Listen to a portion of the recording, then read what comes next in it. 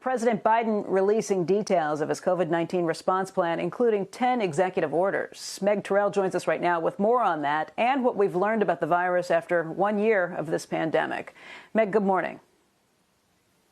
Good morning, Becky. A lot of news today on what the Biden administration will do. Those 10 executive orders they plan to sign include using the Defense Production Act to increase supplies of PPE, vaccines, testing supplies, reimbursing states for more use of personnel, including from the National Guard, focusing on testing, developing more medicines, better using data, creating a health equity task force, directing HHS and the Department of Education to create guidance for better opening schools and providing the resources for schools to do so. This is a long list of things we expect to hear about from the Biden administration today.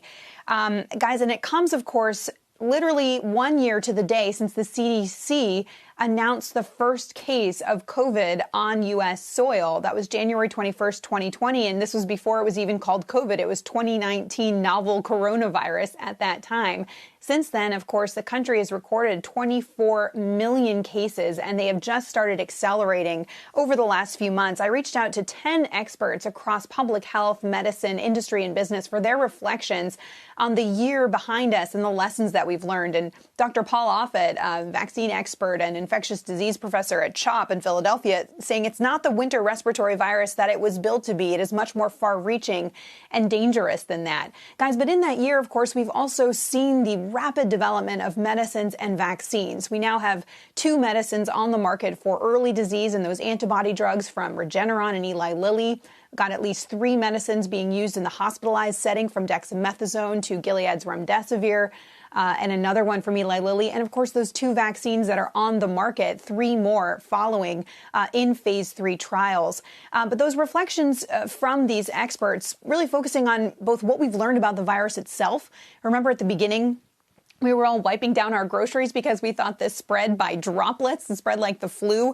The realization that this could spread through the air and how much of it is asymptomatic, many experts pointed to as really important, as well as, of course, the politicization of public health and the importance of leadership from the national level.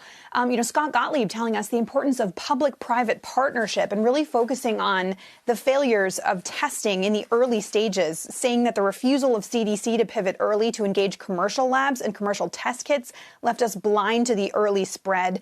He said it was a historic failure. But guys, on a brighter note, a lot of experts pointed to this miracle of 2 vaccines that we have for this virus, and it shows that if we put the funding into the science, we can do this really quickly.